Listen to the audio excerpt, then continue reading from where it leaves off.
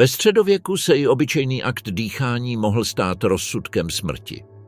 Pro současného cestovatele, který by se probudil ve vesnici 13. století, by prvním nepřítelem nebyl šermíř ani popudlivý feudál, ale neviditelný protivník. Svět plný bakterií, parazitů a virů, proti nimž by neexistovala žádná obrana. Moderní medicína, antibiotika, vakcíny, asepse, klinické testy měla přijít až za staletí a většina nemocí, které dnes považujeme za malé, se tehdy měnila ve skutečné hrozby. Řezná rána na prstu při manipulaci s nástrojem se mohla během několika hodin infikovat, postupovat po paži, vyvolat vysokou horečku a způsobit smrt dříve, než padla noc.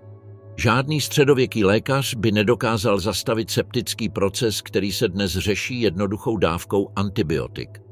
Každodenní prostředí bylo přesycené zdroji infekce. Voda, která tekla otevřenými kanály, míchala lidské a zvířecí odpady a zbytky jídla. Studny téměř neměly žádnou ochranu a déšť do nich přinášel odpadky, mrtvá zvířata nebo výkaly. Pít takovou vodu znamenalo pozřít koktejl smrtících bakterií. Nemoci jako úplavice, cholera nebo břišní tyfus byly běžné, zejména v teplých měsících, a dokázali vyhladit celé venkovské populace. Ten, kdo nebyl na tyto bakterie zvyklý, jako náš hypotetický moderní návštěvník, by onemocněl během několika hodin silným zvracením, těžkým průjmem a extrémní dehydratací, která by bez léčby vedla ke smrti. Naprostý nedostatek hygieny jakýkoliv pokus o přežití dále zhoršoval. Neexistovala představa, že by se měl člověk před jídlem mít a souvislost mezi špínou a nemocí byla neznámá. Lékaři se stále drželi teorie tělesných šťáv, která vysvětlovala nemoc jako vnitřní nerovnováhu těla. Nikdo se proto nesnažil odstranit mikroby, o jejichž existenci nikdo nevěděl. Ve středověkém domě byla podlaha pokryta slámou nasáklou močí, zbytky jídla, blátem a vlhkostí. Na tomto podkladu se množily blechy, štěnice a vši, které bez přestání přenášely nemoci. Infikovaný štípanec nebo kožní zánět, způsobený nedostatkem hygieny, se mohl změnit v abscesy, které se šířily bez kontroly. Tou nejděsivější hrozbou ze všech byly velké pandemie. Dýmějový mor, přenášený infikovanými blechami, které se šířily na krysách, zasáhl Evropu v několika vlnách. Nejznámější černá smrt v letech 1347 až 1351 vyhladila mezi třetinou a polovinou populace kontinentu. Její příznaky, zduřelé boule, extrémně vysoké horečky a černé skvrny způsobené vnitřním krvácením, postupovaly brutální rychlostí. V některých městech se mrtví hromadili v ulicích a živí prchali, aniž by věděli kam. Pro člověka 21. století bez předchozí imunity a bez přístupu k antiseptikům, antibiotikům nebo byť jen k čisté vodě by pravděpodobnost smrti během několika dní byla téměř absolutní. A pandemie ani nebyla nutná k tomu, aby člověk zemřel na infekci.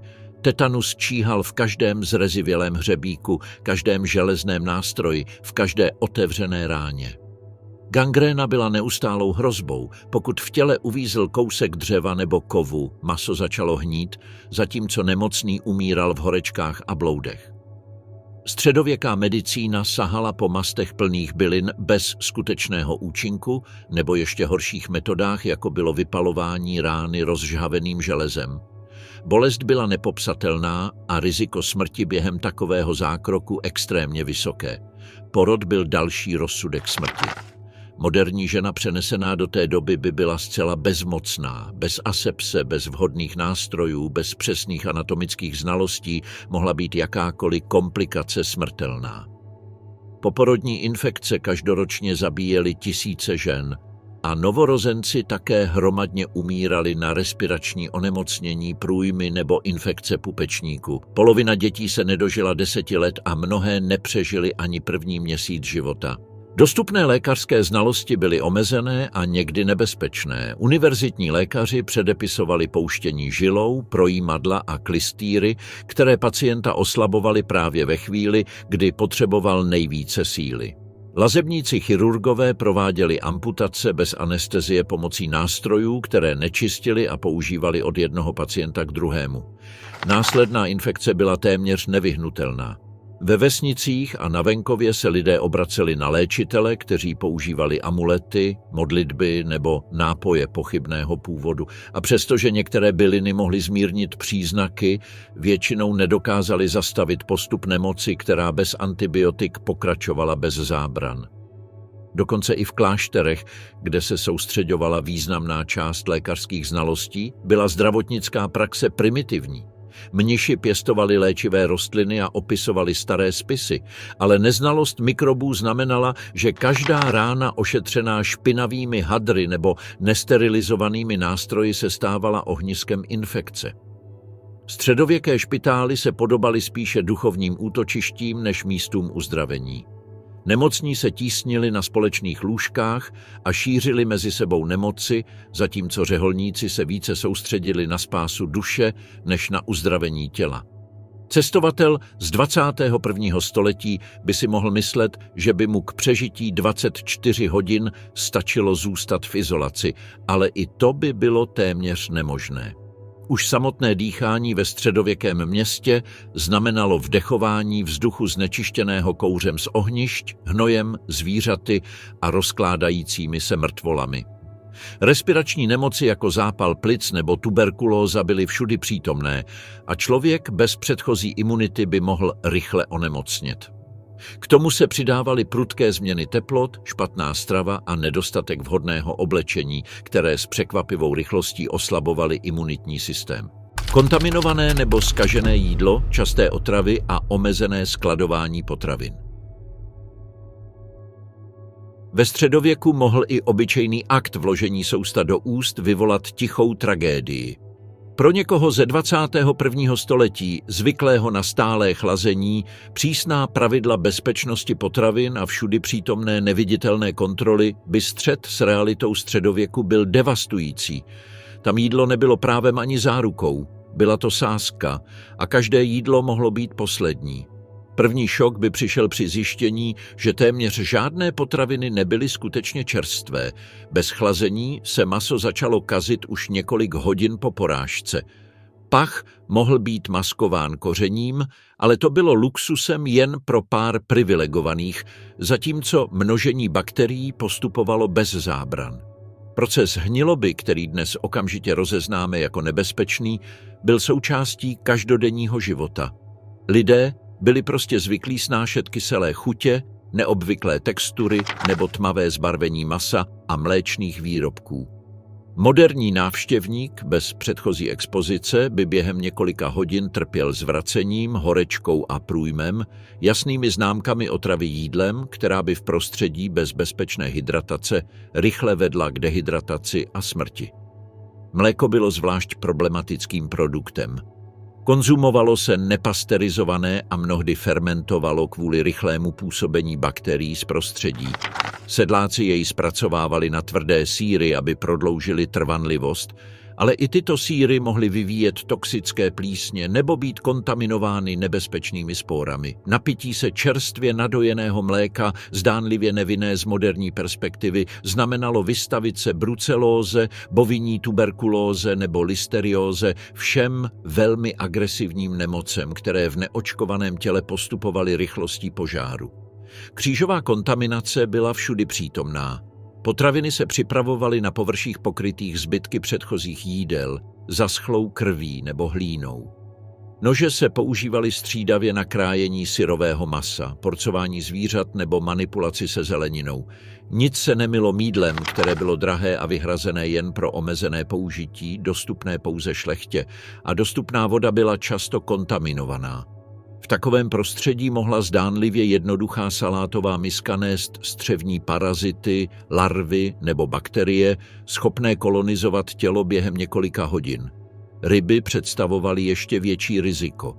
Ve vesnicích a městech vzdálených od moře se ryby musely přepravovat bez ledu, bez dostatečného množství soli a bez čistých nádob. Na trh přicházely s pachutí amoniaku, s mlhavýma očima a šedavým masem. Konzumace mohla vyvolat rychlé otravy, doprovázené křečemi, horečkou a v nejzávažnějších případech i respirační paralýzou. I v pobřežních oblastech probíhala manipulace na otevřeném vzduchu, obklopena hmyzem a hladovými zvířaty, která nechávala neviditelné bakterie na vlhké kůži. Chléb, nejdůležitější potrava dne, rovněž nebyl bezpečný. V letech špatných úrod se sklady plnily vlhkým zrnem, kde se vyvíjely jedovaté houby. Nejstrašnější byl čarodějnický žito, houba produkující toxiny schopné vyvolat křeče, nekrózu a kolektivní halucinace ve vesnicích. Později se tomu říkalo ergotismus. Ve středověku tomu říkali oheň svatého Antonína a bylo běžné, že celé rodiny zemřely po konzumaci chleba z kontaminovaného obilí. Jediný kousek mohl vyvolat svalové záškuby, delirium a pomalou pálení podobnou agónii. Ovoce a zelenina byly stejně vystavené kontaminaci. Pěstovaly se na polích hnojených lidským a zvířecím hnojem, což usnadňovalo přenos střevních parazitů schopných rozmnožovat se v lidském těle a způsobovat anémii, horečku nebo těžké infekce. Špatně omytý rajče, hruška s hlínou nebo kontaminovaný zelený list mohly vyvolat silné křeče, vysokou horečku a silný průjem. Bez rehydratačních solí nebo intravenózní hydratace by moderní člověk mohl zemřít během jednoho dne kvůli rychlé ztrátě tekutin. Skladování masa záviselo na primitivních technikách. Solení, uzení a dlouhé sušení prodlužovaly trvanlivost, ale nezaručovaly odstranění nebezpečných bakterií. Skladovací místnosti byly jednoduché tmavé komory, kde hmyz, hlodavci a vlhkost působili bez kontroly. Solené maso mohlo být napadeno červy. Uzeniny mohly obsahovat smrtící toxiny, jako je botulismus, a sušené ryby často obsahovaly bakterie, které prospívaly na drsné povrchové vrstvě potraviny. Pro moderního člověka, vycvičeného rozpoznávat, co je špatně, bylo problémem, že téměř všechno bylo špatně. Dokonce i voda, nejzákladnější zdroj k přežití, byla smrtícím vektorem. Neexistovala žádná úprava pitné vody. Voda se čerpala ze znečištěných studní, stojatých potoků nebo řek, které sloužily současně jako skládky a kanalizace. Pít neupravenou vodu znamenalo vystavit se nemocem jako giardiáza, amébová úplavice nebo cholera. Pro člověka nepřizpůsobeného středověkému mikrobiálnímu prostředí byla infekce okamžitá. Během několika hodin se objevily křeče, krvavý průjem a extrémní vyčerpání, které bez moderní lékařské péče mohlo být nevratné. Kuchyňské nástroje představovaly další vážný problém. Dřevěné lžíce napuštěné bakteriemi, hliněné nádoby s prasklinami, kde se množily plísně, špatně utěsněné sudy, kde se pivo nebo víno kazilo a fermentovalo nebezpečně. Napití se džbánu mírně kontaminovaného piva mohlo vyvolat silné zvracení a horečky, které rychle narůstaly. Navíc bylo běžné, že do sudů padal hmyz, který se v nápoji rozkládal, aniž by si toho někdo všiml. Středověká populace byla zvyklá, moderní tělo by nemělo žádnou obranu. K tomu se přidávalo zvykové konzumování vnitřností, sražené krve nebo polévek připravovaných z ingrediencí, které byly dny vystaveny vzduchu. Hostince neměli žádné kontroly ani regulace, používali, co mohli získat a servírovali, jak mohli. V prostředí plném kouře, bez oken a s jídlem naskládaným přes sebe byla pravděpodobnost požití nebezpečných bakterií ohromující. Úplná absence osobních práv, svévolné tresty, zneužívání moci a nepředvídatelná spravedlnost. Pro návštěvníka 21. století, zvyklého na jasné zákony, regulované soudy a minimální zaručená práva, by středověk představoval území, kde pojem spravedlnosti prakticky neexistoval. Tam se práva nevlastnila, byla udělována, odebírána nebo se prostě nikdy nezvažovala. Lidský život neměl žádnou vnitřní hodnotu. Byl zdrojem, s nímž disponovali feudální páni, místní úřady nebo improvizované milice. Stačil špatný gest, cizí přízvuk nebo špatně pochopený pohled, aby vyvolal okamžitý trest. Prvním šokem by bylo zjistit, že neexistovala presumpce neviny. Ve 13. nebo 14. století, pokud vás někdo obvinil z trestného činu, ať už krádeže, urážky, neposlušnosti či čarodějnictví, neexistovaly složité postupy k prošetření. Slovo žalobce mohlo stačit a místní autorita jednala okamžitě. V mnoha vesnicích měl feudální pán absolutní pravomoc rozhodnout o vině kohokoliv. Jediná podezření mohla vést do vězení, do šibenice nebo přímo na popraviště bez možnosti obhajoby. Středověká vězení se nepodobala dnešním nápravným zařízením. Byly to vlhké sklepy, kamenné šachty nebo místnosti bez větrání plné řetězů, krys a výkalů. Nebyla to místa odpykávání trestu, byla to čekárna před konečným trestem. Pro moderního člověka by jediná noc v těchto podmínkách mohla způsobit respirační infekce, podchlazení nebo těžkou dehydrataci. Spát bylo téměř nemožné, jíst privilegium a pít znamenalo polikat tmavý kontaminovaný vývar.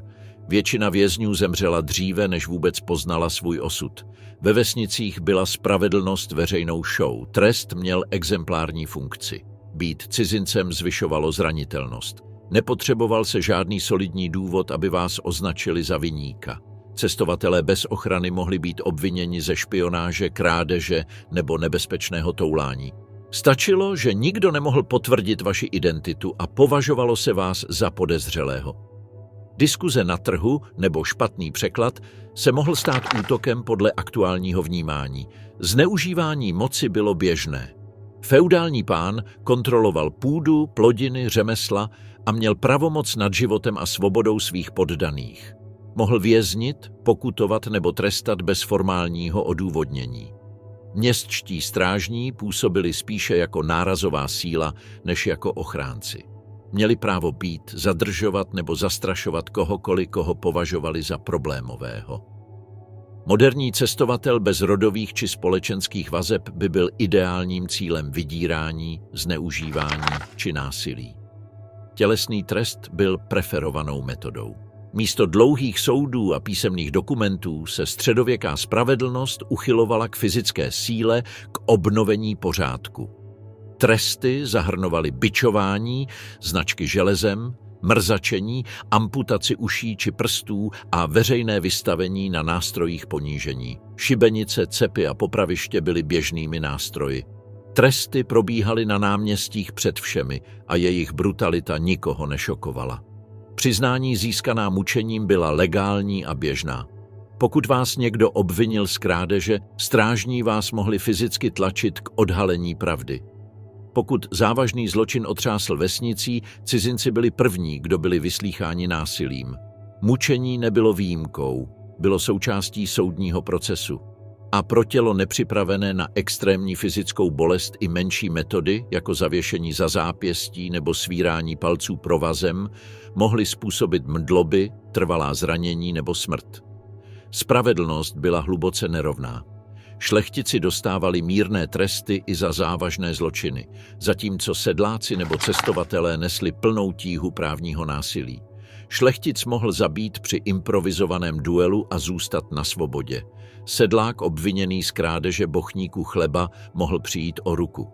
A pokud jste nepatřili žádné zavedené komunitě, neměl jste zastání. Ve městech nebyla situace lepší, gildy kontrolovaly, kdo mohl pracovat, prodávat nebo pohybovat se na určitých místech. Pokud jste nepatřili do gildy a nemohli zaplatit povolení, považovali vás za vetřelce. Městští strážní hlídali ulice kombinací autority a brutality, mohli zastavit neznámého kvůli podezřelému chování, kategorie natolik široké, že ospravedlňovala jakékoliv svévolné zatčení. Zákony se měnily z jednoho území na druhé bez upozornění. Pár kilometrů znamenalo vstup do jurisdikce jiného feudálního pána s úplně odlišnými pravidly. Co bylo dovoleno v jedné vesnici, mohlo být trestným činem v další. Moderní cestovatel, zvyklý na jasné hranice a jednotné předpisy, by byl naprosto bezbraný vůči této právní variabilitě.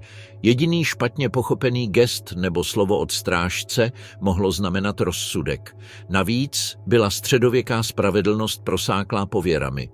Pokud došlo k požáru, špatné úrodě nebo záhadné smrti, hledal se lidský viník. Cizinci chudí a bezprizorní byli první na seznamu. Náhlá bouře mohla vést k obvinění z čarodějnictví. Cizí předmět v kapse mohl být považován za zakázanou magii.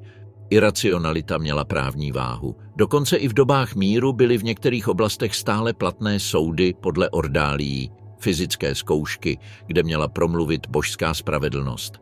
Mohli vás nutit držet rozžhavené železo nebo ponořit ruku do vroucí vody. Pokud se rána čistě zahojila během několika dní, byl jste nevinný. Pokud se infikovala, což v tomto prostředí bylo nevyhnutelné, byl jste viníkem. Odmítnutí ordálie znamenalo přiznání ke zločinu. Nezdravé podmínky ve městech, odpadní vody v ulicích, odpadky a volně pobíhající zvířata. Vstoupit do středověkého města znamenalo vkročit do nepřátelského ekosystému, kde každý krok, každý nádech a každý fyzický kontakt vystavoval neviditelným, ale smrtelným nebezpečím. Pro moderního člověka, zvyklého na skryté kanalizační systémy, denní sběr odpadků a přísná pravidla městské hygieny, by scéna byla okamžitým smyslovým šokem. Odporné pachy, tmavé ulice plné bláta smíchaného s organickým odpadem a neustálý bzukot hmyzu živícího se vším, co zbylo z lidského a zvířecího života. Přežít tam 24 hodin by bylo nepravděpodobné. První dojem by byl zápach. Středověká města postrádala jakékoliv kanalizační systémy. Obyvatelé vylévali obsah svých nočníků přímo z oken, jen letmým pokřikem varovali, aby nezaskočený kolem jdoucí nedostal do sebe páchnoucí tekutinu. Směs moči, lidských výkalů a zbytků jídla se hromadila v improvizovaných strouhách nebo tekla po povrchových kanálech do blízkých řek. Tento proud se však jen zřídka čistil. V létě se zápach stal nesnesitelným. V zimě se odpadky zamrzaly a tvořily vrstvy, které přetrvávaly týdny. Ulice byly dlážděny jen v privilegovaných částech. Většinou byly to zpevněné cesty, kde se mísilo bláto, krev zvířat poražených na trhu, vylitý tuk, zbytky ryb, mokrá sláma, výkaly a odpad z řemeslných dílen. Při chůzi by moderní návštěvník propadl husté hmotě, která prosákla oblečení a boty a stala se vektorem infekcí, parazitů a hub. Dezinfekce neexistovala a pouhý dotyk zdi mohl přenést bakterie nebo toxické látky do těla. Manipulace s odpady byla neexistující. Zbytky jídla se házely přímo na ulici, aby je snědli psy, pouliční kočky nebo prasata. Tato zvířata se volně pohybovala po městě, přehrabovala hromady odpadu a šířila nemoci. Prasata byla obzvlášť běžná v některých městech, kde fungovala jako přirození sběrači. Jejich přítomnost však znamenala čerstvé výkaly na každém rohu, hejna much a neustálé riziko útoků. Tažná zvířata jako koně, mule a osly produkovala hory hnoje, které se jen zřídka odstraňovaly. Středověké trhy byly centry činnosti, ale také pravými líhni bakteriemi. Maso viselo venku, obklopeno mouchami, zatímco řezníci porcovali zvířata na špinavých stolech. Krev tekla kanály ulic a mísila se s ostatním odpadem. Ryby se prodávaly na površích pokrytých suchými šupinami a zbytky vnitřností. Pach rozkladu prostupoval prostředí a absence chlazení znamenala, že jakékoliv vystavené jídlo se rychle kazilo. Pro moderního cestovatele by samotná chůze po trhu mohla vyvolat silné nevolnosti nebo respirační infekce kvůli množství mikroorganismů ve vzduchu. Městská voda byla stejně nebezpečná. Městské studny se snadno kontaminovaly, buď příliš blízko latrín, nebo deštěm splachujícím odpad do vody. Použití této vody k mytí, pití nebo vaření bylo smrtelnou sázkou. V mnoha případech sloužily řeky u měst jako otevřené kanalizace, kam se házeli mrtví živočichové, nakažené oděvy nemocných, výkaly a průmyslový odpad. Náhodné namočení, postříkání nebo dokonce inhalace vzduchu v blízkosti mohlo vyvolat těžkou infekci. Slabé osvětlení měnilo noc v ještě zrádnější terén. Ulice měly jen pár pochodní nebo rozptýlených lamp a většina obyvatel se při setmění uzavírala doma ze strachu před zloději nebo divokými zvířaty pobíhajícími po okrajích města. Pro návštěvníka znamenala noční chůze riziko zakopnutí o otevřené příkopy, hromady odpadu, zbytky zvířat nebo dokonce opuštěná těla na okrajích města. Podvrtnutí, pád nebo řez v takovém prostředí, kde se ostré předměty mísily s odpadem, se mohlo rychle proměnit v smrtelnou infekci. Domy, místo aby nabízely útočiště, přinášely nové nebezpečí. Dřevěné a hliněné stavby byly vysoce hořlavé a městské požáry byly ničivé a časté. Jiskra z nedostatečně udržovaného komínu mohla během několika hodin redukovat celou ulici na popel. Domy byly také plné parazitů. Blechy, klíšťata, štěnice a vši se množili v oblečení a na slámových matracích. Sdílení domu nebo spaní v hostinci znamenalo vystavení neustálým kousnutím, kožním podrážděním a nemocem přenášeným hmyzem. Vzduch byl dalším nepřítelem. V zimě kouř z tisíců krbů vytvářel hustou mlhu dráždící plíce. Lidé s respiračními problémy by okamžitě trpěli silnými záchvaty. V létě rozklad organického odpadu spolu s absencí odvodnění produkoval toxické plyny, které mohly způsobit závratě, zvracení a mdloby. Moderní člověk, zvyklý na minimální hygienické standardy, by viděl svůj imunitní systém kolabovat před takovou směsí patogenů. Nejchudší čtvrti, kde žila většina populace, byly pravými labirinty přelidnění a zápachu. Přelidněné domy, společné dvory plné odpadu, sdílené latríny a zvířata mezi lidmi tvořily živnou půdu pro epidemie.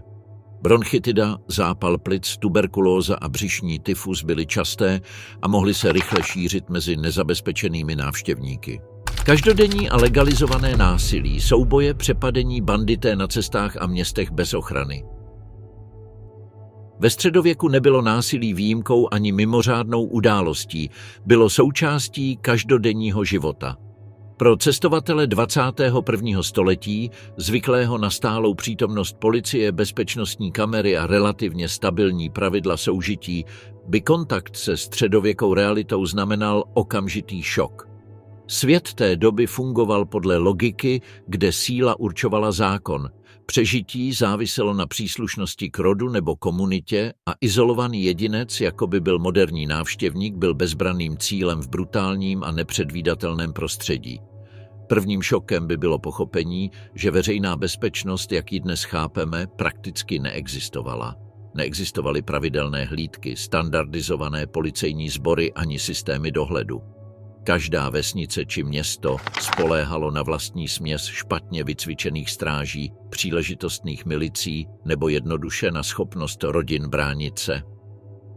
V mnoha místech byli strážci ve skutečnosti místní gangstéři s pravomocí být, vydírat nebo věznit kohokoliv, koho považovali za podezřelého. Cizinec s cizím přízvukem a neobvyklým oblečením byl okamžitě považován za vetřelce. Pouliční násilí bylo neustálé. Bitky v krčmách, spory mezi rody, hádky o dluhy nebo pouhé provokace mohly skončit smrtí bez významných právních následků. V mnoha oblastech nebylo zabití v souboji považováno za vraždu, pokud oba účastníci souhlasili s konfrontací. Stačilo nedorozumění, třeba jen dlouhý pohled nebo nevinná špatně pochopená věta, aby muž vytáhl nůž nebo meč. Pro moderního návštěvníka, neschopného zacházet se středověkými zbraněmi a bez adekvátní fyzické přípravy, znamenalo střetnutí s místním agresorem téměř jistou smrt. Městská přepadení byla dalším problémem. Ulice byla plná úzkých zákoutí bez osvětlení, kde gangy pachatelů působily s naprostou beztrestností. Kradli, byli nebo bodali nic netušící cestovatele. Cizinec, nesoucí cennosti, ať už batoh, nový oděv nebo neznámý kovový předmět, se stal žádanou kořistí. I kdyby přežil útok, vzniklá rána se v prostředí nasyceném bakteriemi mohla rychle infikovat a způsobit smrt během několika hodin. Na venkovských cestách byla situace ještě horší. Středověké cesty byly úzké, opuštěné a obklopené hustými lesy, kde se skrývali bandité. Ozbrojené bandy přepadávaly karavany, obchodníky a osamělé cestovatele. Není vzácné, že útočníci mučili, aby získali informace o ukrytém bohatství nebo se prostě bavili. Koruna či feudální páni tyto cesty málo kdy hlídali, takže uvíznout tam znamenalo prakticky rozsudek smrti. I kdyby se moderní návštěvník pokusil schovat nebo utéct, nerovný terén, nedostatek úkrytů a absence účinných zbraní hrály proti němu. Legalizované násilí bylo také každodenní součástí života. Mnohá města regulovala veřejné souboje jako prostředek k řešení sporů. Soudní boj byl akceptovanou praxí. Dva lidé se utkali, ozbrojeni či neozbrojeni podle zvyku, aby Bůh rozhodl, kdo má pravdu. Odmítnutí souboje mohlo být vykládáno jako přiznání viny. Moderní turista by neměl možnost. Pokud by ho někdo obvinil i neprávem, mohl by být nucen bojovat až do smrti nebo čelit ještě horšímu trestu. Soudní spory mezi rodinami mohly přerůst ve skutečné soukromé války. V horských oblastech nebo pohraničních regionech soupeřící rody napadali vesnice soupeřů, pálili domy nebo zabíjeli členy opačného rodu. Cizinec uprostřed takového konfliktu byl pravděpodobně považován za špiona nebo komplici nepřátelské strany. Bez ochrany by jeho osud byl nejistý a násilný. Institucionální násilí bylo stále přítomné. Městští strážní mohli kohokoliv zadržet z jakéhokoliv podezření a bít ho bez vysvětlení. Tělesné tresty byly první zbraní k udržení pořádku.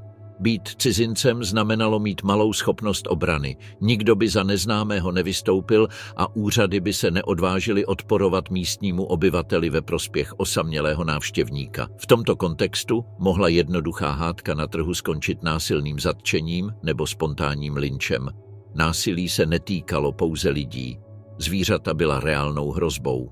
Divocí nebo polodivocí psi pobíhali ulicemi a napadali kohokoliv, kdo se přiblížil příliš blízko. Na cestách mohli hladoví vlci číhat na cestovatele bez zbraní. Koně a voly, nezvyklí na neobvyklé zvuky nebo chování, mohli nechtěně kopnout či porazit, způsobující vážná zranění. A v prostředí bez lékařské péče mohl zlomený kost nebo krvácení být smrtelné. Veřejné slavnosti a oslavy také nenabízely bezpečí. Hromadné opilství, násilné soutěže a veřejné popravy přitahovaly davy, kde se rvačky mohly rozhořet během sekund. Moderní návštěvník bez znalosti společenských pravidel a bez místních spojenců by se ocitl uprostřed tumultu, kde strkání, rány a improvizované zbraně byly součástí zábavy. Extrémní fyzická práce, vyčerpávající směny bez odpočinku a ochrany. Ve středověku práce nebyla volbou ani prostředkem osobního seberealizace, byla povinností přežít další den. Naprostá většina populace, rolníci, námezdní dělníci, řemeslníci, služebníci a učni žila pod stálou fyzickou zátěží, která začínala před úsvitem a končila dlouho po setmění. Pro návštěvníka 21. století, zvyklého na moderní nástroje, ergonomii, automatizované stroje a regulované pracovní doby, by jediná středověká směna stačila k tomu, aby jeho tělo dosáhlo hranice kolapsu. Den začínal ještě před svítáním. Rolníci vstávali ve 3 nebo 4 ráno, když kohout sotva zakokrhal. Káva, vyvážená snídaně ani horká voda na probuzení těla neexistovaly, jen vlažný nápoj, někdy slabé pivo a kousek tvrdého chleba. Moderní tělo by pocítilo nedostatek kalorií a absenci vhodné výživy již během prvních minut. Chlad z ranních hodin v domech bez izolace a efektivního vytápění stuhoval svaly a klouby, připravující je na nevyhnutelnou zátěž. Práce na poli znamenala extrémní námahu. Těžký pluh, tažený zvířaty, která nevždy poslouchala, vyžadoval tlačení, vedení a držení primitivních železných a dřevěných nástrojů. Směna zahrnovala nošení pytlů obilí, řezání kmenů, opravu plotů, kopání strouh nebo přenášení vody ze vzdálených studní. Neexistovaly ochranné rukavice, zesílené boty ani zařízení snižující zátěž na záda. Každý pohyb znamenal riziko vyvrtnutí, hlubokých řezů, zlomenin nebo zranění při skřípnutím. Moderní návštěvník bez svalstva přizpůsobeného takové stálé námaze by utrpěl natržení svalů, krvavé puchýře a extrémní vyčerpání ještě před polednem. Dehydratace byla okamžitá, dostupná voda nebyla bezpečná a tak mnozí rolníci pili během dne slabé pivo. Pro někoho nezvyklého to znamenalo závratě, dezorientaci a vyšší zranitelnost při nehodách. Jeden uklouznutí v mokrém terénu, úder špatně drženým nástrojem nebo pád z vozu mohl způsobit zranění, která by se v prostředí plném bakterií rychle infikovala. Řemeslníci nebyli ušetřeni kruté zátěže. Kováři pracovali v dusných dílnách, dýchali kouř a kovové částice, manipulovali s nástroji žhavými na rudém ohni bez ochrany rukou a očí. Jiskry dopadaly na kůži, způsobovaly popáleniny, které nikdo nedezinfikoval. Truhláři vdechovali dřevěný prach bez masek, rozvíjeli chronická respirační onemocnění. Koželuhové manipulovali s hníjícími kůžemi a toxickými kapalinami, obklopeni mouchami a odpornými pachy. Každý řez nevyčištěným nožem mohl skončit smrtelným abscesem. Ve městech učni pracovali nekonečné směny výměnou za jídlo a kout na spaní. Přenášeli zboží, čistili dílny, mlecí obilí nebo nosili hodiny vědra s vodou. Hromadná únava byla taková, že mnozí mladí lidé kolabovali večer s napjatými svaly a poraněnýma rukama. Pro moderního návštěvníka bez postupné adaptace a předchozí výdrže by taková námaha vyvolala vyčerpání natolik hluboké, že tělo prostě nemohlo pokračovat. Ženy pracovaly stejně tvrdě jako muži. Ruční mletí pšenice mohlo zabrat celé hodiny a jednalo se o opakující se činnost, která vyčerpávala ramena a zápěstí. Přenášení vody ze vzdálených studní znamenalo denně ujít několik kilometrů, nesoucí těžké nádoby, což vedlo k chronickým zraněním zad. Praní prádla v ledových řekách v zimě způsobovalo silné stuhnutí, praskliny v kůži a vysoké riziko infekcí. Moderní návštěvník vystavený těmto teplotám bez vhodného oblečení mohl během hodiny utrpět podchlazení. V době sklizně práce nabývala nadlidského rozsahu. Rolníci káceli, sbírali a přenášeli obrovské množství obilí, pracovali pod spalujícím sluncem bez ochrany. Úpal byl běžný, stejně jako mdloby a úžehl. Bez přístupu k čisté vodě nebo minerálním solím by moderní cestovatel rychle kolaboval a při pádu, pokud narazil na kámen nebo ostrý nástroj, se vzniklá rána během několika hodin infikovala. Odpočinek byl luxus. Neexistoval koncept víkendu ani garantovaných volných dnů. Chvíle pauzy byly krátké a často věnované jiným nevyhnutelným úkolům. Oprava domů, péče o zvířata, šití oblečení. Spaní na slámových matracích napadených hmyzem znamenalo, že tělo se nikdy plně nezotavilo. Moderní návštěvník zvyklý na čisté postele a klidné noci by po středověké směně kumuloval únavu bez skutečného odpočinku. Nedostatečná výživa byla dalším kritickým faktorem. Tělo vystavené tak intenzivní fyzické námaze potřebuje bílkoviny, vitamíny a minerály. Ve středověku byla běžná strava chudá a jednotvárná. Tvrdý chléb, řídké polévky, pár zelenin a při štěstí trochu masa během svátků. Chronická podvýživa oslabovala imunitní systém, zvyšovala zranitelnost vůči nemocem. Pro člověka 21. století by takový okamžitý nedostatek výživy byl devastující. Závratě, svalová slabost, rozostřené vidění a metabolický kolaps by se objevily rychle. Pracovní úrazy byly časté. Bez bezpečných nástrojů, pravidel, dozoru a osobní ochrany trpěli pracovníci hlubokými řezy, vážnými popáleninami nebo ochromujícími údery. Nebyly nemocnice ani sanitky. Těžce zranění byli odkázáni na štěstí nebo schopnost sousedů improvizovat léčbu. Pro moderního návštěvníka by jakékoliv mírné zranění mohlo během několika hodin znamenat rozsudek smrti.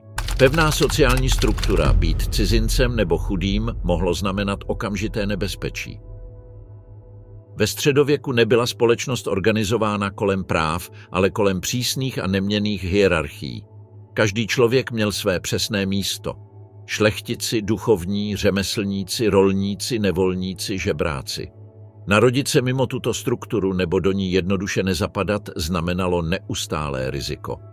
Pro moderního návštěvníka bez původu, bez uznaného řemesla a bez místa v sociální síti by podezření a nebezpečí začalo od prvního okamžiku. Stačilo se objevit v vesnici aby se člověk stal cizincem bez ochrany, a ve společnosti, která nedůvěřovala ničemu cizímu, to znamenalo hrozbu. První překážkou byla společenská identita. Ve středověku téměř nikdo necestoval daleko od svého místa narození. Komunity byly malé, uzavřené a hluboce propojené rodinnými a ekonomickými vazbami. Když přišel cizinec, všichni si toho všimli. Pasy neexistovaly, ale byla zde neformální síť vzájemného rozpoznávání. Každý rolník znal své sousedy, každý řemeslník věděl, kdo patří do jeho cechu. Cizinec byl definicí někoho bez příslušnosti, bez historie a bez zástupce. To vyvolávalo okamžité podezření. Podezření přecházelo v hostilitu, pokud návštěvník nedokázal prokázat jasný účel. Ve vesnicích, kde přežití záviselo na vnitřní soudržnosti, mohl být každý cizinec považován za špiona, zloděje, dezertéra nebo nositele nemocí. Místní autority, obvykle feudální pán nebo strážci vesnice, měli pravomoc vyslýchat, zadržovat nebo vyhnat bez vysvětlení. A bez patrona nebo cechu, který by vás podporoval, slovo cizince mělo malou váhu. Společenský statut byl dalším klíčovým prvkem. Ve feudální společnosti byla chudoba vnímána jako nebezpečný stav. Žebráci byli pronásledováni, vyháněni nebo uvězněni, protože se věřilo, že bída přitahuje nepořádek, zločin a boží hněv. Moderní návštěvník bez místní měny, bez půdy, bez viditelného řemesla a s nepochopitelným přízvukem byl okamžitě klasifikován jako někdo bez prostředků. V tomto postavení mohl být nucen pracovat, platit zneužívající daně nebo sloužit jako dočasná pracovní síla pod hrozbou fyzického trestu. Cechy měly železnou kontrolu nad městskou ekonomikou. Být truhlářem, kovářem, pekařem nebo koželuhou znamenalo patřit do cechu, platit příspěvky, poslouchat hierarchii a prokazovat roky učení. Cestovatel, který chtěl pracovat bez příslušnosti k cechu, byl považován za podvodníka. Cechy mohly konfiskovat jeho nástroje, vyhostit ho z města nebo podat stížnost úřadům. V některých případech byli vetřelci bití nebo vystaveni veřejným trestům k ochraně zájmů skupiny. Na venkově byla situace ještě nebezpečnější. Většina rolníků byla nevolníky vázanými k půdě. Jejich pohyb byl omezen a život závisel na povolení feudálního pána. Každý cizinec, který se pohyboval po polích bez uznání, mohl být považován za zloděje úrody, banditu nebo pošlapávače.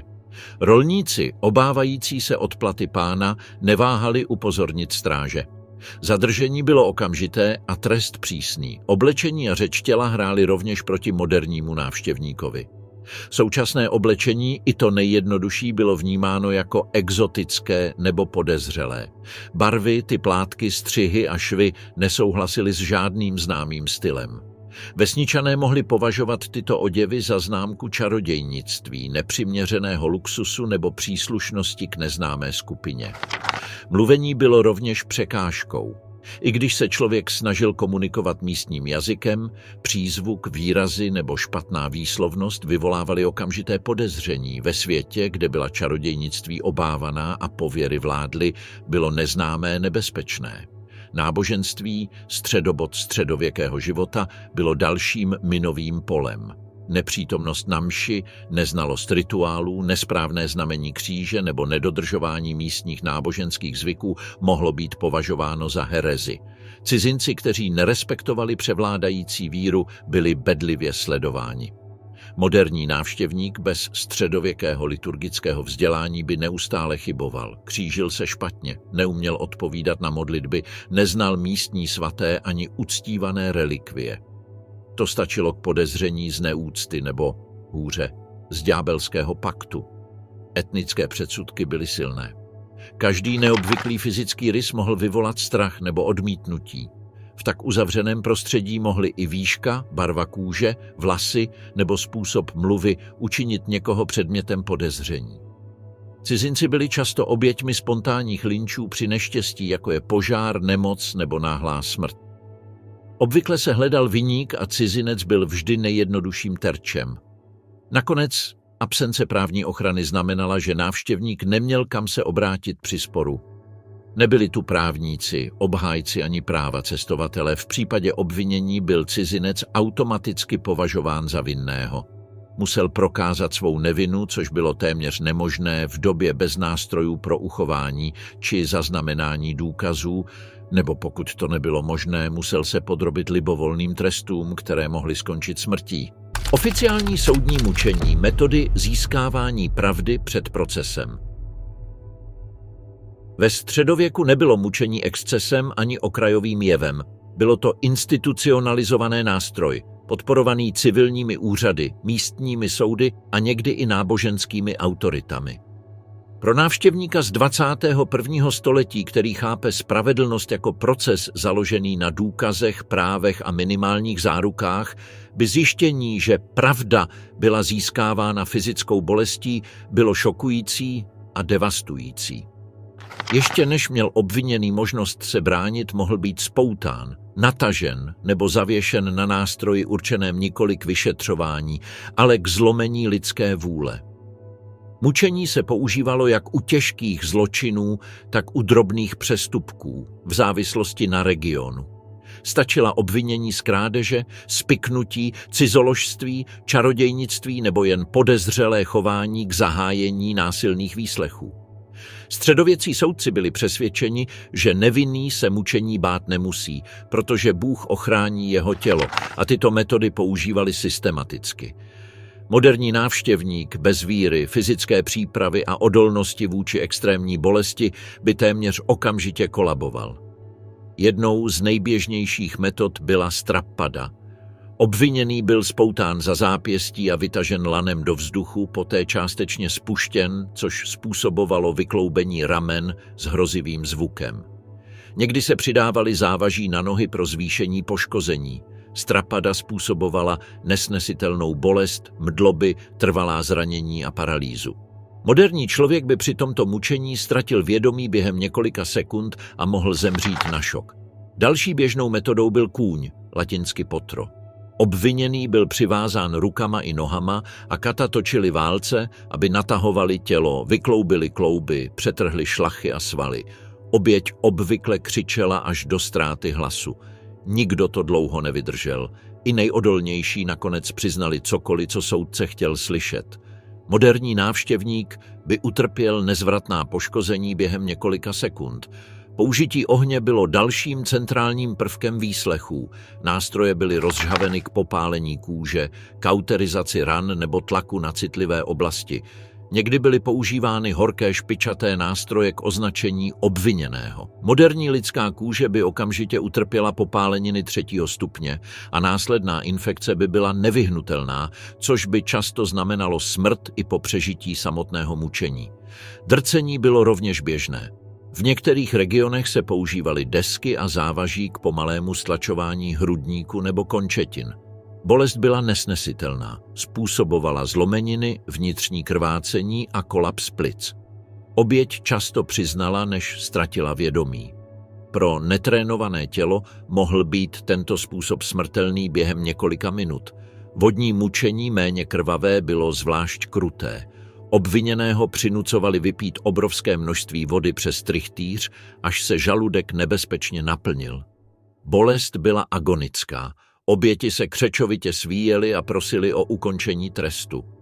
Přesycení mohlo způsobit ztrátu vědomí, srdeční zástavu nebo poškození vnitřních orgánů.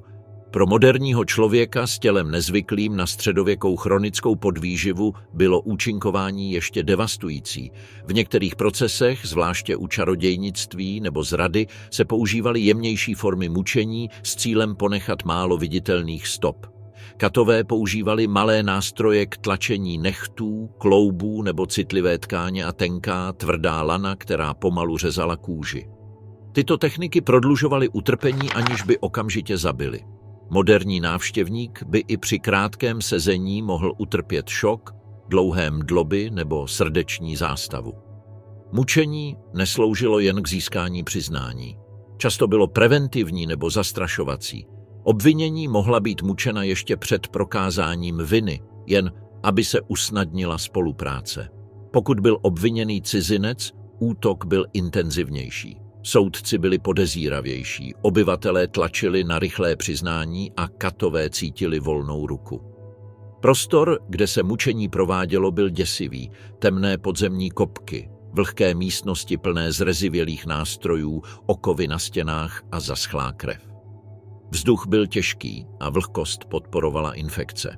Moderní návštěvník by jen vstup do takové komory mohl vyvolat úzkost, závratě nebo nervový kolaps. Některé mučení bylo veřejné. Města pořádala krátké sezení na náměstích pro poučení obyvatel. Cizinec by mohl stát uprostřed davu, který bez emocí sledoval vykloubení nebo popálení. Moderní návštěvník by nejen nezvládl takové divadlo, ale projev hrůzy či soucitu mohl být považován za podezřelý. Neexistující osobní hygiena, paraziti, kožní nemoci a epidemie vší a blech. Pro návštěvníka 21. století, zvyklého na každodenní sprchování, antibakteriální mýdlo, čisté oblečení a větrané prostory, by byla středověká hygiena okamžitým a brutálním šokem. Středověk nebyl jen světem bez moderní koupelny, byl to prostředí, kde byla špína nedílnou součástí každodenního života. Nedostatek hygieny nebyl považován za nebezpečný, ale za přirozený. Většina lidí se koupala jen jednou za několik týdnů a v některých oblastech se věřilo, že horká voda otevírá pory a posiluje nemoci. Přežít 24 hodin v takovém prostředí by bylo téměř nemožné, aniž by se člověk stal obětí parazitů, silných podráždění nebo nebezpečných kožních infekcí. První skutečný střet se středověkou realitou by nastal při vstupu do obydlí. Domy byly stavěny ze dřeva, hlíny a slámy, materiálů, které pohlcovaly vlhkost i pachy. Podlaha, pokrytá vrstvou sena, která se měnila jen několikrát do roka, hromadila zvířecí výkaly, zbytky jídla, hmyz a plísně. Při chůzi by se do vzduchu zvedal oblak prachu, suchých výkalů a neviditelných částic, který by se usazoval na oblečení, kůži i v plicích. Pro moderního člověka zvyklého na čisté povrchy by to znamenalo okamžité podráždění, ucpaný nos a riziko infekce dýchacích cest. Každodenní koupání neexistovalo. Většina lidí si myla pouze obličej a ruce, a to špinavou vodou z studny nebo společného sudu. Celé tělo se koupalo jen při zvláštních příležitostech nebo v létě, pokud byl k dispozici přístup k řece. Mýdlo, vyráběné ze zvířecího loje a popela, bylo drsné a vzácné. Nahromaděná špína, tvořená směsí potu, prachu, tuku a mikroorganismů, vytvářela na kůži trvalý povlak. Pro moderního návštěvníka s pokožkou nepřizpůsobenou takové úrovni nečistot by se během několika hodin objevilo silné svědění, podráždění, furunkly a agresivní dermatitida. Vši byly všudy přítomné. Skrývali se ve švech oblečení, v záhybech přikrývek i na pokožce hlavy. Nerozlišovali mezi chudými a šlechtou. Trpěli jimi všichni. Lidé trávili hodiny jejich ručním vybíráním, mačkáním nehty nebo pálením v ohni. Moderní cestovatel by byl zamořen během několika minut po kontaktu s postelí, dekou nebo středověkým oděvem. Neustálé štípance by způsobovaly pupínky, infekce z rozškrábání a nesnesitelné podráždění. V těžkých případech mohly vyvolat horečku nebo alergické reakce. Blechy byly ještě horší. Žili ve slámě na podlaze, na zvířatech i na lidských tělech. Rychle se množily a přenášely nebezpečné nemoci, například dýmnějový mor. Jakýkoliv kontakt se středověkým domem, stájí nebo hospodou znamenal desítky štípnutí za minutu.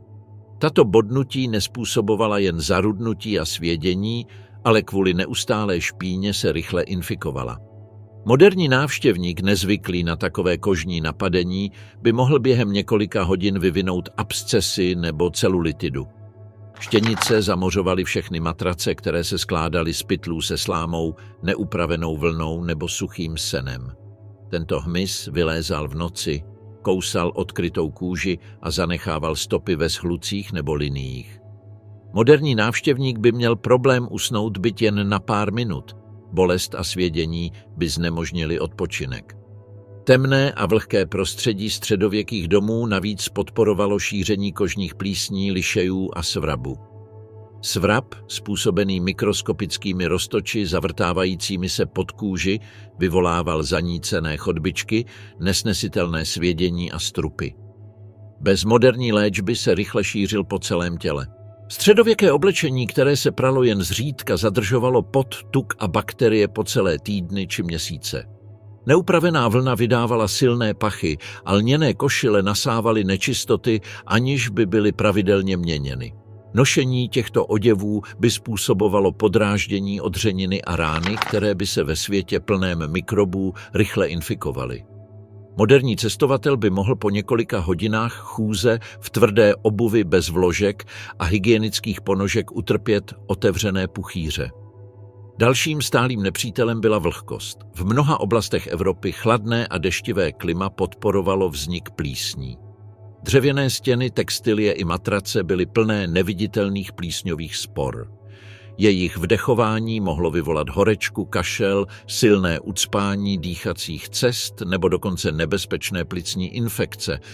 Pro moderního člověka bez odolnosti vůči takovému prostředí by bylo riziko okamžité. Vlasy byly také bojištěm. Bez pravidelné hygieny se pokožka hlavy stávala útočištěm lupů, vší a nahromaděného mazu. Lidé často nosili čepice, aby skryli špínu nebo si udrželi teplo, ale tyto pokrývky hlavy se téměř nikdy nepraly a hromadily pot i parazity. Moderní návštěvník by byl vystaven okamžitému riziku už při nasazení takové čepice nebo položení hlavy na zamořený povrch. Dokonce i pachy měly fyzický dopad. Neustálý zápach, směs lidského potu, zvířat, kouře, zkaženého jídla a odpadu mohl vyvolat okamžitou nevolnost a silné bolesti hlavy. Pro někoho zvyklého na větrané a dezinfikované prostředí by tento těžký vzduch představoval obrovskou biologickou i psychickou zátěž. Nebezpečí cestování, nebezpečné cesty, loupeže, divoká zvířata a smrtelné nehody. Cestování ve středověku bylo činností vyhrazenou zoufalým, velmi odvážným nebo velmi mocným lidem. Pro návštěvníka z 21. století by pohyb z jedné vesnice do druhé byl jako procházet nepřátelským územím bez jasných map, ochrany, zdrojů a záchranných systémů. Ve světě bez dlážděných cest, značení a bezpečnostních složek každý ujetý metr představoval tak vysoké riziko, že přežít 24 hodin na cestě bylo téměř nemožné. Prvním šokem by bylo zjištění, že bezpečné cesty prakticky neexistovaly. Hlavní trasy byly jen úzké, klikaté stezky z hlíny, které se po lehkém dešti měnily v bažiny. Cestovatelé postupovali pomalu, klouzali mezi kalužemi, vyčnívajícími kořeny a ostrými kameny. Jediný klopítnutí mohlo způsobit vážný pád. Pro někoho z 21. století bez rovnováhy rozvinuté chůzí po nerovném terénu by vyvrtnutý kotník nebo zlomenina znamenala nemožnost pohybu a odsouzení k vystavení počasí. Chybějící infrastruktura zhoršovala každý přesun. Neexistovaly standardní mosty. Mnoho brodů vyžadovalo brodit studené, hluboké a rychlé vody. Moderní návštěvník bez tréninku by mohl být během sekund odnesen proudem. Podchlazení by nastalo během minut, zejména v chladných měsících. Vozy stavěné z jednoduchého dřeva se snadno rozbíjely a koně nebyly zvířata poslušná pro neskušeného jezdce. Jízda bez vhodného sedla, bez zkušeností a na dlouhé vzdálenosti způsobovala krvavé odřeniny, bolestivé pády a extrémní vyčerpání. Loupežníci byli největší hrozbou. Skrytí v lesích, na kopcích a v ruinách napadali osamělé cestovatele s absolutní beztrestností. Ozbrojeni noži, palicemi nebo meči neváhali zabít, mučit nebo okrást kohokoliv. Moderní návštěvník bez zbraní, bojových znalostí a odolnosti vůči fyzické bolesti by byl okamžitou obětí. I při pokusu o útěk by jeho oblečení, obuv a nedostatek tréninku zpomalili úprk ve prospěch útočníků. Zachycení znamenalo téměř vždy smrt, ať už vraždou nebo následnými infekcemi zranění během několika hodin. Ale lidé nebyli jedinou hrozbou. Divoká zvířata byla každodenní součástí krajiny. Hladoví vlci sledovali cestovatele z dálky, čekající na slabý okamžik. Agresivní divoká prasata útočila bez varování a mohla zabít dospělého člověka nárazem. Medvědi, i když méně častí, mohli neočekávaně proniknout do hustých lesů. I domácí zvířata představovala riziko. Kůň mohl kopnout, kráva narazit a toulavý pes kousnout a přenést smrtelné infekce, například vzteklinu. Moderní návštěvník by nevěděl, jak jejich chování interpretovat ani jak se vyhnout provokaci. Noc proměňovala cesty v smrtelné pasti. Bez osvětlení, kromě chatrných pochodní, byla tma absolutní. Cestovatelé byli vystaveni neviditelným srázům, hlubokým příkopům, zrádným kořenům a nočním zvířatům. Zastavit se nebylo možné. Spát pod širým nebem znamenalo riziko podchlazení, útoku zvířat nebo přepadení. Proto většina hledala útočiště v venkovských krčmách, ale ty byly vzácné, drahé a pro cizince extrémně nebezpečné. Středověké krčmy daleko od bezpečného odpočinku byly hlučné, přeplněné a plné rvaček, krádeží a konfliktů mezi cestovateli a místními. Nehody byly běžné a často smrtelné. Vozy mohly na svazích převrhnout, drtit cestující. Ostré nástroje, jako nože na cestu nebo sekery na dříví, se ukládaly bez pouzdra, což způsobovalo řezy, které se v tak špinavém prostředí rychle infikovaly. I jednoduché zapálení ohně mohlo způsobit náhodný požár, zejména v suchých lesích nebo v improvizovaných přístřešcích. Nedostatek pitné vody komplikoval cestu.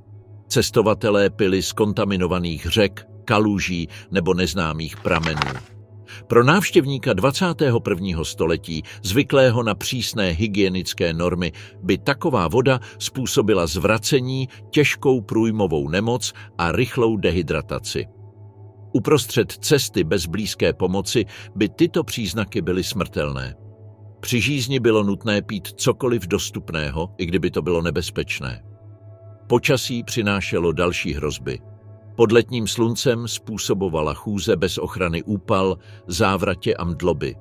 V zimě vedly nízké teploty, vlhké nebo nedostatečné oblečení k podchlazení. Vítr, déšť a sníh rychle snižovali fyzickou odolnost. Moderní návštěvník bez tréninku a předchozí adaptace by rychle kolaboval. Dlouhé cesty představovaly ještě větší výzvu. Nedostatek vhodného jídla, nutnost nosit těžké zavazadla a neustálé ohrožení vytvářely nesnesitelný fyzický a psychický stres. Každý den cesty ubíral sílu, oslaboval zdraví a zvyšoval riziko fatálních chyb. Samota zvyšovala zranitelnost. Nikdo nepomohl cizinci zraněnému uprostřed cesty. Středověká medicína založená na pověrách, upouštění krve, léčitele a nebezpečné praktiky. Pro návštěvníka z 21. století, zvyklého na nemocnice, diagnostiku založenou na důkazech, antibiotika, analgetika a vysoce kvalifikované odborníky, by středověká medicína byla noční můrou. Ve středověku nebyla nemoc chápána jako fyziologický problém, ale duchovní, morální nebo astrologický. Lidské tělo bylo téměř neprobádané a dominantní vysvětlení jeho fungování, takzvané teorie 4 tělesných šťáv, určovalo léčbu, která byla primitivní a často smrtelně nebezpečná. Prvním šokem by bylo zjistit, že většina univerzitních lékařů pacienta vůbec nevyšetřovala. Považovali přímý kontakt za nedůstojný nebo dokonce irelevantní. Místo prohlídky ran či poslechu symptomů analyzovali moč, její barvu, zápach a konzistenci v průhledných nádobách nazývaných matuly. Z tohoto pozorování určovali diagnózu, která by dnes byla považována za libovolnou. Nadbytek černé žluči, nadbytek hlenu, horko nebo chlad. Pokud by moderní návštěvník měl horečku, kašel nebo bolest břicha, lékař by podle tohoto systému nepoznal infekci, zánět ani orgánovou poruchu. Nejběžnějším léčebným postupem bylo upouštění krve. Lékaři věřili, že odvedení krve očistí tělo a obnoví rovnováhu šťáv. Používaly se pijavice nebo speciální čepele k otevření žil na pažích, nohou nebo dokonce krku. Ztráta krve rychle oslabovala pacienta, způsobovala závratě, mdloby a v těžkých případech hypovolemický šok. Pro moderního člověka bez chronické podvýživy a s nízkou tolerancí ztráty tekutin by upouštění krve mohlo být smrtelné během minut. Obyčejná nachlazení nebo lehká infekce mohla skončit kolapsem po dostatečném množství odebrané krve. Barbeři chirurgové představovali další významné riziko. Prováděli amputace, extrakce zubů a léčbu hlubokých ran bez anestézie, hygieny a s nástroji používanými z jednoho těla na druhé. Jednoduché vytrhnutí zubu mohlo způsobit generalizovanou infekci. Amputace bez kontroly krvácení a antibiotik znamenala horečku, sepsi a pomalou smrt. Pro moderního návštěvníka by jakýkoliv chirurgický zákrok ve středověku byl téměř jistou smrtí. Lidoví léčitelé míchali rostlinné prostředky s pověrami. Některé rostliny měly skutečné účinky, například česnek, med či určité antibakteriální byliny, ale většina jejich lektvarů byla neúčinná nebo nebezpečná. Používali toxické houby, neznámé kořeny nebo rozdrcená zvířata. Někdy aplikovali magické procedury, amulety, modlitby, noční rituály nebo obklady z hnilobných ingrediencí. Moderní návštěvník hledající úlevu mohl být vystaven těžkému otravění, chemickým popáleninám nebo nevratnému poškození orgánů. Astrologická medicína byla nedílnou součástí praxe. Lékaři konzultovali hvězdy před jakýmkoliv zákrokem. Určovali, zda je vhodné upouštění krve, když je měsíc v beranu, nebo zda má lék účinek, když vládne určité planetě. Pokud by návštěvník onemocněl v nepříznivý den podle astrologického kalendáře, lékař by mohl odmítnout léčbu a nechat nemoc postupovat během kritických hodin. Duševní nemoci byly léčeny ještě nebezpečněji. Považovalo se, že jsou výsledkem posedlosti démony, hluboké melancholie nebo duchovní nerovnováhy. Léčba zahrnovala exorcismy, ledové koupele, izolace, nucené půsty nebo údery k vyhnání zla. Cestovatel vykazující úzkost, dezorientaci z kulturního šoku nebo panické epizody mohl být považován za posedlého či mentálně narušeného, což vedlo k agresivnímu a nelidskému zacházení. Epidemie byly řešeny neúčinně nebo kontraproduktivně. Během morových epidemií se pálily aromatické byliny k očištění vzduchu, mrtvá zvířata byla umisťována blízko nemocných k absorpci zkažených plynů, nebo se hnisavé boule propichovaly špinavými nástroji, což způsobovalo smrtelné infekce. Středověcí lékaři neznali šíření infekce a často se k nemocným přibližovali bez ochrany, čímž se sami stávali přenašeči. Středověké nemocnice také neposkytovaly bezpečí, fungovaly spíše jako útulky nebo domy milosrdenství než léčebná centra. Nemocní spali společně ve velkých sálech, sdíleli přikrývky, vzduch a nástroje. Nemoci se šířily rychle. Ošetřovatelé neměli znalosti o hygieně ani přístup k nezbytným prostředkům, takže návštěvník z 21. století by byl zcela vystaven riziku. Zima byla nejnebezpečnější období. Ve velké části Evropy, zejména ve 13. a 14. století, byla zima chladnější než dnes kvůli klimatickým výkyvům známým jako malá doba ledová.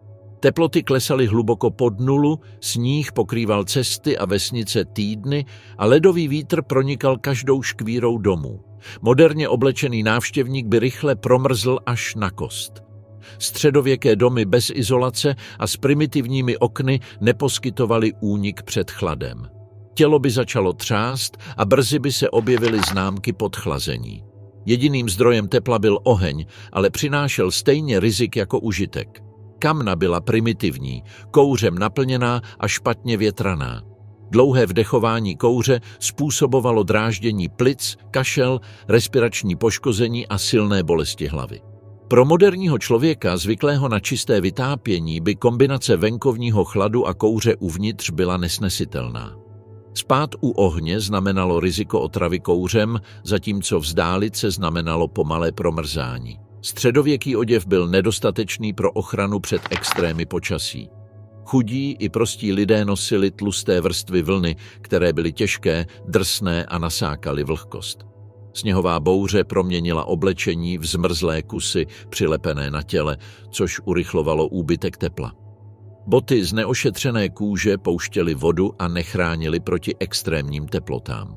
Moderní návštěvník, bez přirozené odolnosti získané životem v takovém prostředí, by během několika hodin utrpěl omrzliny na prstech, nohou a uších. V mnoha případech lidé umírali přes noc. Jednoduše usnuli, aniž by cítili, že tělo ochlazuje až k zástavě. Cesty v zimě byly obzvlášť smrtící. Přechod zasněženého lesa bez map a bezpečných úkrytů znamenal vystavení se větru, ledu a hladovým zvířatům. Koně a mulové často klouzali, což způsobovalo pády, které mohly cestovatele rozdrtit. Vozíky uvízly ve sněhu a ti, kdo se je snažili odtlačit, rychle vyčerpali fyzické síly. Moderní návštěvník bez schopnosti orientovat se v jednotvárné bílé krajině by se během několika minut mohl ztratit a umrzlý zemřít ještě před svítáním. Léto přinášelo vlastní nebezpečí. Bez pitné vody, stínu a možností bezpečné hydratace byla horka stejně smrtelná jako mráz. Teploty v některých oblastech, zejména středomořských, často přesahovaly 30 až 40 stupňů Celsia, přičemž lidé museli pracovat stejně. Sklízet, orat, nést těžké náklady, hlídat zvířata nebo opravovat stavby. Dehydratace byla rychlá a nebezpečná. Moderní návštěvník by ztrácel vodu rychle díky fyzické námaze a pití vody z řek či studní by mohlo znamenat infekci život ohrožujícími patogeny. Stálý pocení podporovalo kožní infekce.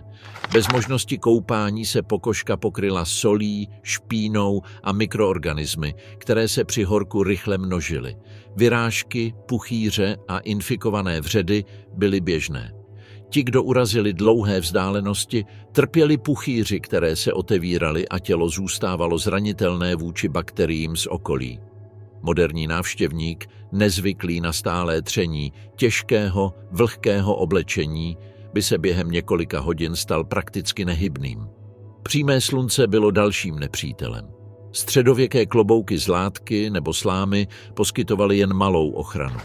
Úpal způsoboval závratě, zvracení, zmatení a při těžších případech ztrátu vědomí. V prostředí bez stínu, čisté vody a lékařské pomoci mohl být úpal smrtelný. Moderní člověk zvyklý na ochranu proti slunci a pravidelnou hydrataci by takové horko těžce snášel. Časté deště proměňovaly středověký svět v bahnité moře. Ulice se měnily v příkopy plné odpadků. Oblečení zůstávalo vlhké dny.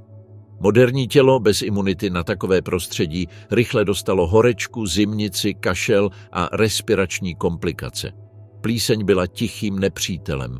Napadala zdi, přikrývky a matrace, vyvolávala plicní infekce, které bez antibiotik mohly přejít v pneumonii. Bouře představovaly další hrozbu. S křehkými domy, střechami ze slámy a dřevěnými konstrukcemi mohly blesky způsobit ohnivé katastrofy. Sady, stodoly i celé vesnice byly během minut zničeny. Moderní návštěvník bez znalosti bezpečných úkrytů a bez komunity, která by ho chránila, byl vystaven zříceninám, požárům a chaosu. Vítr v zimě i na jaře byl stálým nepřítelem. Foukal skrz tenké stěny a špatně připevněné střechy, odnášel tělesné teplo a rozptyloval kouř uvnitř domů, čímž zhoršoval respirační onemocnění. Spát během větrné noci znamenalo čelit chladu, hluku, kouři a neustálému pohybu nestabilních konstrukcí. I za dobrého počasí by se moderní tělo těžko adaptovalo. Stálá vlhkost oslabovala svaly, způsobovala kloubní bolesti a zhoršovala jakékoliv zranění či odření. Kombinace nočního chladu a denního horka vyčerpávala fyzické obrany, vyvolávala horečku, extrémní únavu a metabolický kolaps. Veřejné tresty a poprav ičké, hrozba smrti i za drobná nedorozumění. Ve středověku nebyla spravedlnost systémem určeným k ochraně lidí, ale mechanismem sloužícím k udržení společenského pořádku prostřednictvím strachu, exemplárních trestů a brutality. Pro návštěvníka 21. století, zvyklého na právní kodexy, regulované soudy a základní lidská práva, by bylo děsivé zjistit, že špatně zvolené slovo, nesprávně pochopené gesto nebo pouhé nedorozumění mohly vést k veřejné popravě. Středověký svět byl prostředím, kde měl lidský život relativní hodnotu, kde autority používaly násilí jako pedagogický nástroj a kde nikdo, ani nevinný, nebyl v bezpečí před šibenicí, vězením či nevratnými tělesnými tresty. První věcí, které by si moderní návštěvník všiml, by byla všudy přítomnost tělesných trestů. Ve vesnicích, na náměstích a trzích bylo běžné vidět klády, pranýře a improvizované mučicí nástroje. Tyto prostředky nebyly dekorací ani symbolem, používaly se každodenně k disciplinování těch, kteří porušili pravidla, jež by se z dnešního pohledu zdála triviální. Ukrást bochník chleba, promluvit mimo pořadí, rouhat se, pohádat se strážným nebo jednoduše přijet z jiného kraje bez schopnosti prokázat povolání či jasný účel stačilo k potrestání. Pro moderního cestovatele, zranitelného kvůli cizímu přízvuku, neobvyklému oblečení a neznalosti místních zákonů, by každá interakce představovala riziko. Menší tresty, pokud se tak vůbec dali nazvat, byly brutální a dnes by byly považovány za mučení, ne-li za zločiny proti lidskosti. Kláda spočívala v uzamčení hlavy a rukou do dřevěné konstrukce, kde byl člověk znehybněn na hodiny či dny. Během této doby ho dav mohl urážet, bít nebo na něj házet odpadky. Psychologický dopad na návštěvníka 21. století by byl zdrcující, ale stejně závažné by bylo i fyzické poškození, vystavení chladu, dehydratace, náhodné údery a riziko infekce otevřených ran. V některých případech vězni v kládě zemřeli dříve, než je někdo osvobodil. Dalším běžným trestem bylo veřejné bičování. V mnoha oblastech byli provinilci částečně svlečeni a byti biči z kůže nebo z tvrdlých rostlinných vláken. Rány se otevíraly, krvácely a zůstávaly vystaveny prachu, špíně a parazitům středověkého prostředí. Pro moderního člověka, jehož kůže není zvyklá na neustálé násilí, mohly rány způsobit vážné krvácení, traumatický šok nebo infekce vedoucí k horečce či gangréně. Mrzačení bylo běžným trestem. Uřezávání uší, nosu, prstů nebo rukou sloužilo k trvalému označení provinilců. Tyto tresty měly zviditelnit přestupek a varovat komunitu. U cizinců bylo riziko ještě větší. Bez rodiny a komunity, která by se za ně zaručila, byly ideálními kandidáty pro exemplární tresty. Stačí si představit obvinění z krádeže kousku chleba a bez skutečného soudu se ocitnout s amputovanou rukou, bez anestezie a v prostředí, kde jedinou léčbou byla špinavá látka a naděje, že člověk nezemře na infekci. Středověké vězení nebylo místem k výkonu regulovaného trestu, ale spíše předsíní smrti.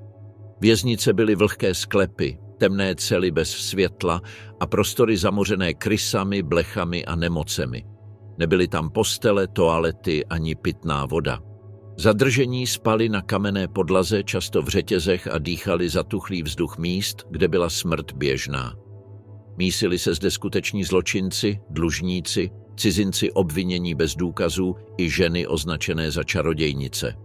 Moderní návštěvník by v těchto podmínkách nepřežil ani jednu noc. Podchlazení, dehydratace a infekce by rychle vykonaly své.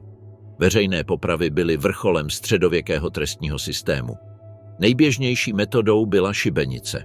Odsouzenci byli odváděni na hlavní náměstí, často po předchozím mučení, aby se ochránila pravda.